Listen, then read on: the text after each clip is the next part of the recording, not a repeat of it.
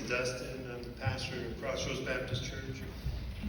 Our worship team, or our praise team, will be singing A Living Hope this evening, which is derived from a verse in the Bible in 1 Peter 1:3 says, "Blessed be the God and Father of our Lord Jesus Christ, who according to his great mercy has caused us to be born again to a living hope through the resurrection of Jesus Christ from the dead, to obtain an inheritance which is imperishable, undefiled, and will not fade away, reserved in heaven for you, who are protected by the power of God through faith for a salvation ready to be revealed in the last times." As they sing, the words are going to be on the side screens, and we would love for you to worship with us as we worship the King of Kings and Lord of Lords, our Savior Jesus Christ.